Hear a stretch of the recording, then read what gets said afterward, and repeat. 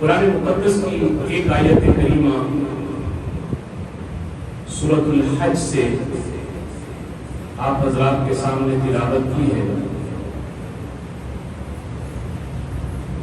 جس میں رب العالمین نے اہل ایمان کو جب اللہ رب العزت آزاد ملک عطا فرمائے، ایک آزاد ریاست عطا فرمائے، تو ان کو کون سے کام ایسے ہیں جو سر انجام دینے چاہیے، اس کے بارے میں رب العالمین نے اپنے پاک کلام میں رہنمائی فرمائی کہ جب اللہ تمہیں ریاست دے دے، تمہیں وطن مل جائے، آزاد وطن مل جائے، تو اس وطن کے ملنے کے بعد تمہارا طرز عمل کیا ہونا چاہیے، تمہیں اپنی زندگی، اپنا لائف سٹائل کیسے بنانا ہے، یہ رب العالمین نے اس آیت کے اندر رہنمائی فرمائی۔ اور یہ اللہ کا بہت بڑا انعام ہے کہ اس نے ہمیں ایک آزاد ملک عطا فرمایا، آزاد فضاؤں میں ہم سانس لے رہے ہیں۔ پوری دنیا کے اندر اگر آج یہ کوئی ملک کسی کو کھٹک رہا ہے تو وہ پاکستان ہے، یہ آٹھویں طاقت بھی ہے اور اسلام کے نام پر بنائی گئی یہ ریاست ہے۔ مدینے کے بعد یہ دوسری ریاست ہے جس کو اسلام کے نام پہ بنایا گیا ہے، اور پھر یہ ریاست وہ ہے جس کو ہم نے اسلام کے نام پہ بنایا تو اللہ رب العزت یہ ارشاد فرماتے ہیں الذین ان مکناہم فی الارض، او کائنات ہستی میں بسنے والے انسانوں، یاد رکھنا اگر اللہ تمہیں زمین کے اندر ٹھکانہ دے دے، زمین کے اندر حکومت دے دے، زمین کے اندر سلطنت دے دے، تمہیں آزاد ریاست دے دے، تو تمہیں کیا کرنا ہوگا؟ فرمایا تمہیں 4 کام کرنے ہوں گے، 4 کام تمہاری ذمہ داری ہوگی جب اللہ تمہیں آزاد ریاست عطا فرما دے۔ اب مجھے اور آپ کو یہ آزاد ریاست اللہ نے عطا فرما دی، اب دیکھنا یہ ہے کہ ہم وہ 4 کام اپنی زندگی میں کر رہے ہیں یا اپنی زندگی سے ہم نے ان کو نکال دیا۔ سب سے پہلا کام جو رب العالمین نے ہمیں اپنے پاک کلام میں ارشاد فرما کر بتا دیا، اور یہ کام حکومتوں کے کرنے کے نہیں ہے۔ آج ہم ہر کام کی ذمہ داری حکومت پہ ڈال دیتے ہیں، حکومت ایسے کر رہی ہے، یہ حکومتوں نے تو کرنے ہی کرنے ہیں، لیکن ہم نے بھی اپنی سطح پر، اپنی جہاں تک ہماری بھی ساتھ ہے، ہم نے بھی کرنا ہے یہ کام۔ فرمایا کہ سب سے پہلا کام الذین ان مکناہم فی الارض، وہ لوگ جن کو ہم زمین کے اندر ٹھکانہ دے دیں، سلطنت دے دیں، بسیرا کرنے کی جگہ دے دیں، فرمایا سب سے پہلا کام انہیں یہ کرنا ہے اقاموا الصلاۃ، سب سے پہلے انہوں نے نماز قائم کر دی، چونکہ یہ اللہ کی نعمت کا شکر ہے۔ جب اللہ کسی بندے کو کوئی نعمت دیتا ہے تو اس نعمت کا شکر صرف زبان سے الحمدللہ الحمدللہ الحمدللہ کی تسبیحاں پڑھنا صرف یہ شکر نہیں ہوتا، شکر یہ ہے کہ انسان اپنے اللہ کے سامنے وضو کر کے کھڑا ہو جائے اور سر بسجود ہو جائے کہ میرے مولا تو نے مجھے یہ عظیم نعمت عطا کی ہے، میں اس نعمت کے اوپر اپنی سب سے مقدس چیز پیشانی ہے، اس پیشانی کو تیرے سامنے رکھ کر تیری جبین نیاز تیری در پہ جھکا رہا ہوں۔ اور سب سے پہلا کام انسان کو کرنے کا یہ کہ اقام الصلاۃ، کہ نماز قائم کرے۔ اور پھر نماز ایک ایسی چیز ہے، آج میں بھی چاہتا ہوں، آپ بھی چاہتے ہیں، ہمارے معاشرے کے اندر سے برائیوں کا خاتمہ ہو جائے، چاہتے ہیں نا؟ ہم سبھی یہ چاہتے ہیں ہمارا معاشرہ برائیوں سے پاک ہو جائے، ہمارے معاشرے کے اندر برائیاں نہ رہیں، ہمارا گھر برائیوں سے پاک ہو جائے، جس سوسائٹی میں ہم رہتے ہیں اس سوسائٹی میں برائیاں نہ ہو، برائی سے ہم میں سے ہر ایک نفرت کرتا ہے، تو یہ برائی ہماری زندگی سے نکلے گی کیسے؟ یہ زندگی سے کیسے اس برائی کا خاتمہ ہوگا؟ رب العالمین نے اس کا نسخہ بھی اپنے کلام پاک کے اندر ارشاد فرمایا، فرمایا اتل ما اوحی الیک من الکتاب، اے میرے محبوب آپ کتاب کی تلاوت کیجئے جو اللہ نے آپ کی طرف وحی کی ہے، اور فرمایا وَأَقِمِ الصَّلَاةَ، اور نماز قائم کیجئے. ان الصلاۃ تنہا عن الفحشاء والمنکر، کہ بے شک برائیوں سے روکنے والا تو اللہ ہے نا جی، اللہ برائیوں سے روکتا ہے.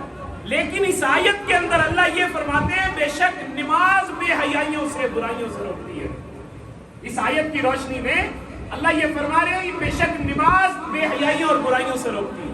اگر ایک انسان کی زندگی گناہوں کی غلاظت کے اندر آلودہ ہے اور وہ اپنے آپ کو صرف نماز پہ لگا لیتا ہے، دھیرے دھیرے اس کی زندگی سے تمام برائیوں کا خاتمہ ہو جائے گا. ہمارا معاشرہ امن کا گہوارہ بن جائے گا، ہمارے معاشرے کے اندر سکون اور اطمینان نازل ہو جائے گا.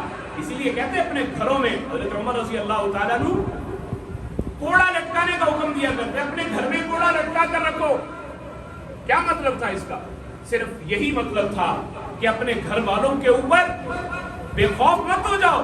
اگر وہ نماز نہیں پڑھتے تو ان کا کام نہیں، بلکہ یہ ہم میں سے ہر ایک کی ذمہ داری ہے کہ ہم اپنے گھر کے اندر اللہ کے احکامات کو لاگو کریں. اور ان میں سب سے پہلی چیز نماز ہے. وَأْمُرْ أَهْلَكَ بِالصَّلَاةِ، اپنے گھر والوں کو نماز کا حکم دیجیے، اپنے گھر والوں کو نماز پر کھڑا کیجیے. آپ اپنے گھر والوں کو نماز پر کھڑا کر دیں گے، اللہ کی مدد کے، اللہ کی نصرت کے، اللہ کی رحمتوں کے فیصلے نازل ہونا شروع ہو جائیں گے.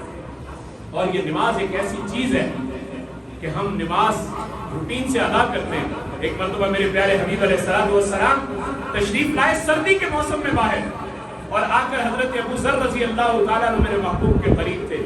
میرے آقا علیہ السلام نے ایک درخت کی ٹہنی پکڑی اور اس کو یوں ہلایا. جب وہ ٹہنی ہلی تو اس کے پتے، بے شمار پتے زمین پر گر گئے. میرے آقا علیہ السلام نے فرمایا اے ابو ذر، جب ایک بندہ اخلاص کے ساتھ وضو کر کے اللہ کے سامنے کھڑا ہو کر نماز پڑھتا ہے، جس طرح اس درخت سے پتے زمین پر گر گئے ہیں، اسی طرح اس بندے کے بدن سے تمام گناہ گر جاتے ہیں، گناہوں سے اس کا بدن پاک ہو جاتا ہے. اور ایک اور مثال میرے محبوب نے اپنے صحابہ کو دی. حضرت ابو ہریرہ رضی اللہ تعالیٰ عنہ فرماتے ہیں، فرمایا نبی علیہ السلام نے ارشاد فرمایا کہ اگر کسی آدمی کے گھر کے سامنے ایک نہر جاری ہو اور اس میں سے کوئی آدمی 5 مرتبہ روزانہ غسل کرتا ہو، کیا اس کے بدن پر کوئی میل کچیل باقی رہے گی؟ صحابہ نے کہا یا رسول اللہ ایسا نہیں ہو سکتا، کیسے میل کچیل باقی رہے گی؟ میرے محبوب علیہ السلام کی میں عظمت پر قربان جاؤں، میرے محبوب نے خوبصورت مثال دے کر فرمایا کہ جو بندہ وضو کر کے 5 وقت اخلاص کے ساتھ نماز ادا کرتا ہے، اس کے بدن پر گناہوں کی میل بھی باقی نہیں رہتی اس کے بدن پر. اور پھر معاشرے کو برائیوں سے بچانے کے لیے بہترین نسخہ رب العالمین نے ہمیں اپنے کلام پاک کے اندر دیا، اور پھر ہمیں ایک آزاد ریاست عطا کی. اور اس ریاست کے حصول کے بعد ہمارے کرنے کا جو کام ہے وہ ہمیں یہ بتایا کہ اقاموا الصلاۃ، او لوگو نماز پہ کھڑے ہو جاؤ، نماز کو قائم کر لو. جب تم نماز کے اوپر آ جاؤ گے، دھیرے دھیرے رب العالمین تمہاری زندگی سے برائیوں کا خاتمہ کر دیں گے، تمہاری زندگی برائیوں سے نکل جائے گی. تمہاری زندگی جس گرداب پہ پھنسی اس سے تم نکل جاؤ گے، اور اللہ رب العزت کی مدد کے، نصرت کے، رحمتوں کے تم پر فیصلے ہونا شروع ہو جائیں گے. اور آج اللہ رب العزت نے ہمیں یہ وطن عطا کیا تو ہمارا فریضہ بنتا ہے کہ ہم اللہ کے اس حکم کے اوپر عمل کریں. اور آج ہم کیا عمل کر رہے ہیں؟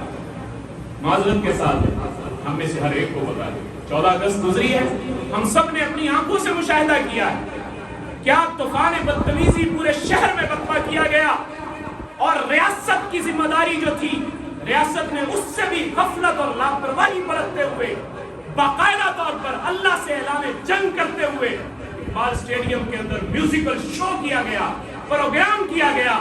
کیا ہم نے ناچ گانے کے لیے یہ ملک لیا تھا؟ کیا ہم نے کنجروں کو پروٹوکول دینے کے لیے یہ ملک لیا تھا؟ کیا ہم نے اس ریاست کے اندر اللہ اور اللہ کے رسول کے حکموں کی دھجیاں اڑانے کے لیے یہ ملک لیا تھا؟ اس لیے نہیں لیا تھا، ہم نے تو اس لیے لیا تھا کہ پاکستان کا مطلب کیا؟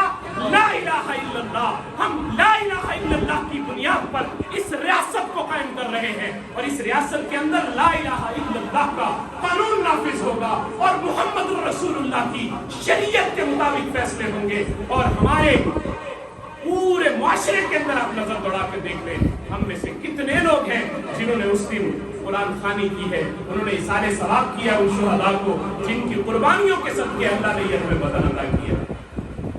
चाहिए तो ये था कि हम उनके लिए कुरान खानी का एहतमाम करते, चाहिए तो ये था कि हम उनको पढ़कर इसारे सवाब करते, हम उनके लिए दुआओं का एहतमाम करते, लेकिन हम ऐसा करने में नाकाम रहे। और दूसरा काम जो हमें अल्लाह रब्बुल इज्जत ने कहा कि अगर मैं तुम्हें रियासत दूं, हुकूमत दूं, तुम्हें सल्तनत दूं, जमीन पर ठिकाना दूं, तो दूसरा काम तुम्हारे करने का क्या होगा? फरमाया वआतुज़ ज़कात, तुम ज़कात अदा करने लग जाओ। और आज ज़कात अदा करने में हमारे मुआशरे के अंदर इस कदर कोताही हो रही है, इस कदर कोताही हो रही है कि हम लोग अगर ज़कात सही तरह से, सिर्फ फैसलाबाद के लोग ज़कात सही तरह से निकाल दे, पूरे पंजाब के अंदर से गुर्बत का खात्मा हो जाए। सिर्फ फैसलाबाद के लोग ज़कात नहीं निकालते हम ज़कात, अंदाजे से ज़कातें निकाली जाती हैं, अंदाजे से ज़कात नहीं होती। एक एक चीज का हिसाब गिन कर लगाया जाता है, फिर ज़कात दी जाती है। हम में से अक्सर लोग, बहुत से लोग मसाइल पूछते हैं हमें आके कि हमने अपनी दुकान के सामान का अंदाजा लगा लिया था जी, वो तकरीबन इतने लाख रुपए का था, मैंने उससे ज्यादा ही निकाला है जी, मैंने उससे ज्यादा ही निकाला। हालांकि ऐसा नहीं, अपनी एक एक चीज को गिनकर उसका हिसाब लगाओ और फिर उससे ज्यादा निकालो। तुम्हारी ज़कात जितनी बनती है उससे ज्यादा फिर निकालो, अंदाजे से निकालोगे वो ज़कात नहीं है, वो सदका है जो तुम निकाले जा रहे हो। अगर 1 रुपया भी तुम्हारे पैसों में शामिल हो गया ज़कात का, तुम्हारे पैसों को जलाने के लिए वो काफी है, तुम्हारी पैसों को, तुम्हारी रकम को वो बर्बाद कर देगा। और आज जितनी आप गैर मुस्लिमों को देख रहे हैं हम कि वो बड़े मजबूत अपनी हुकूमतों को कायम किए हुए, नॉर्वे की हुकूमत देख लें आप, और भी दूसरे ममालिक हैं ऐसे, उन्होंने क्या किया है, अपनी असेंबली हॉल की दीवार पर लिखा हुआ है, नॉर्वे की असेंबली हॉल की दीवार पर लिखा हुआ है, नॉर्वे की असेंबली हॉल की दीवार पर उन्होंने लिखा हुआ है कि हम लोग हजरत उमर रजी अल्लाह तआला अन्हु के वेलफेयर के कवानीन को फॉलो करते हैं। आज गैर मुस्लिम तस्लीम करता है कि हजरत उमर रजी अल्लाह तआला अन्हु जो वेलफेयर के कवानीन दे के गए, गैर मुस्लिम उसको फॉलो कर रहा है। और पूरे नॉर्वे के अंदर कोई एक आदमी भी आपको ज़कात देने वाला नहीं मिलेगा, वो अपनी ज़कात दूसरे ममालिक के मुसलमानों को भेजते हैं, दूसरे ममालिक में भेजते हैं। और इसी तरह बहुत सी सल्तनतें ऐसी हैं जिनके अंदर, और ऐसे बहुत से खानदान हैं जिन्होंने सिर्फ अपने खानदान की हद तक इस बात का अहद किया कि हमने अपने खानदान के अंदर से ऐसे लोगों को सपोर्ट करना है जो बेचारे कमजोर हैं। उन्होंने अपनी ज़कात इकट्ठी करके अपने खानदान के लोगों को ऐसा सपोर्ट किया कि फिर उसके बाद उनके खानदान के लोग ज़कात देने के काबिल नहीं थे। और हजरत उमर रजी अल्लाह तआला अन्हु का दौर हुकूमत 22 लाख मुरब्बा मील पर मुश्तमिल था, और 22 लाख मुरब्बा मील पे मुअर्रिखीन ने लिखा है कि 22 लाख मुरब्बा मील के ऊपर कोई एक भी आदमी ऐसा नहीं था जो साहिब निसाब न हो,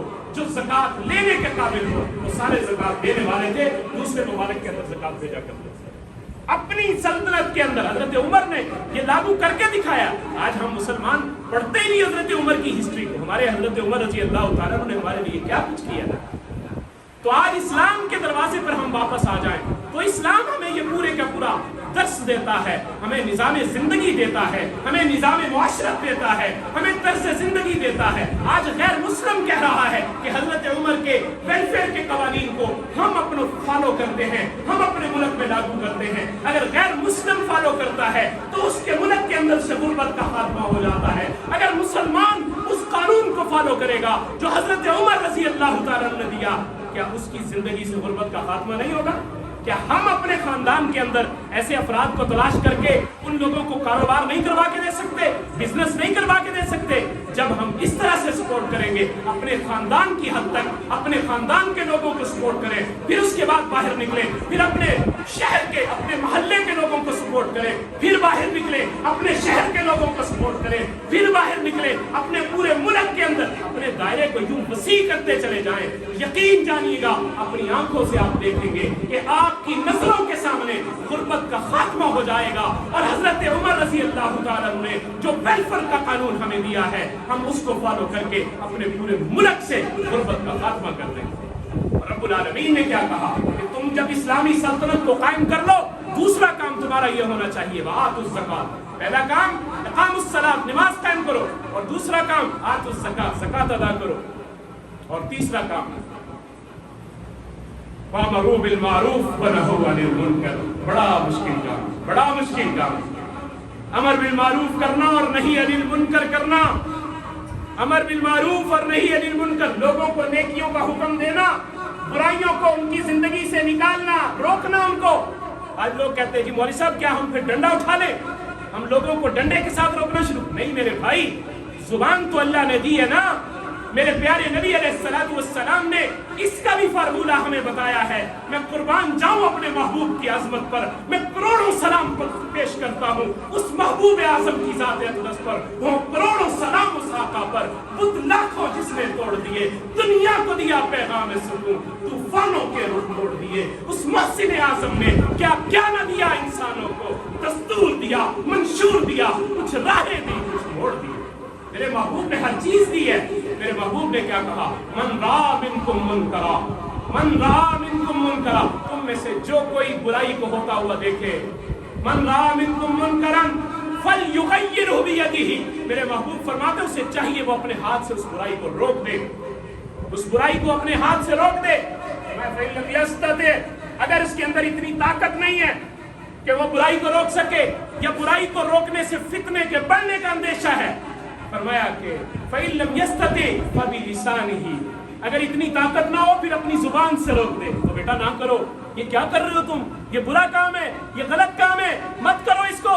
یہ اتنا تو کہہ سکتے ہیں ہمارے گھر کے اندر اللہ کے حکم ٹوٹ رہے ہیں، ہم اپنے بچے بچیوں کو اللہ کا حکم ٹوٹنے سے نہیں روکتے، تو ہم اپنی اس برائی کے اندر حصہ ڈال رہے ہیں. میرے محبوب کا جو فرمان ہے اس کی دھجیاں اڑا رہے ہیں. من رأى منکم منکرا، میرے محبوب تو یہ فرما رہے ہیں اگر برائی ہوتی ہوئی دیکھو اسے اپنے ہاتھ سے روکو. اگر فإن لم یستطع، اگر وہ طاقت نہ ہو، فبی لسانہ، اپنی زبان سے روکو. فإن لم یستطع، اگر اس کی بھی طاقت نہ ہو، فبقلبہ، فرمایا پھر اپنے دل سے برا جانو. یہ نہیں کہ اس برائی کو ہوتا ہوا دیکھے اور پھر اس برائی کے اندر خود بھی شامل ہو جائے. ایسا نہیں. آج ہوتا یہی ہے، جب دیکھتے ہیں کہ نہیں رک رہے، اچھا چلو میں بھی تمہارے ساتھ شامل ہوتا ہے. بوڑھے بوڑھے لوگ بھی شادیوں میں ڈانس کر رہے ہیں. کیا ہے کہ ہم اس کے اندر شامل ہو گئے. ہم نے اس برائی کو نہ زبان سے روکا، ہم نے اس برائی کو نہ اپنے ہاتھ سے روکا، نہ ہم نے اس برائی کو اپنے دل سے برا جانا. اگر ہم برا جانتے تو ہم ناگواری کا اظہار کرتے. میرے بھائیوں، اسلامی سلطنت کے حصول کے بعد اللہ نے یہ نعمت دی ہے، اللہ کا شکر ادا کرنا چاہیے کہ ہمیں آزاد ملک ملا ہے. اس ملک کے مل جانے کے بعد نماز کا قائم کرنا میرے اور آپ کے ذمے ہے کہ ہم اپنے گھر میں، اپنے معاشرے میں، اپنے ملازمین میں، اپنے ملنے جلنے والوں میں سب کو نماز کے اوپر لگائیں. اور دوسرا کام جو ہمیں کرنا ہے، زکوٰۃ پوری ادا کریں اور لوگوں کو اس کی ترغیب دیں. تیسرا کام، امر بالمعروف کریں، لوگوں کو نیکیوں کا حکم کریں. اور چوتھا کام فرمایا کہ نہی عن المنکر کریں، لوگوں کو برائیوں سے روکیں. یقین جانیے گا اگر ہم قرآن کے اس فارمولے پر عمل کر لیں تو ہماری زندگی اللہ کی رحمتوں کے نازل ہونے کا ذریعہ بن جائے گی. ہماری زندگی پہ اللہ کی رحمتوں کا نزول شروع ہو جائے گا. ہم اللہ کی رحمتوں کو اترتا ہوا اپنی آنکھوں سے مشاہدہ کریں گے، ہم خود دیکھیں گے ہمارے اللہ کی رحمتیں ہمارے اوپر نازل ہو رہی ہیں. اللہ سے دعا ہے اللہ مجھے بھی اور آپ کو بھی ان باتوں کو سمجھنے کی اور اس پر عمل کرنے کی توفیق نصیب فرمائے.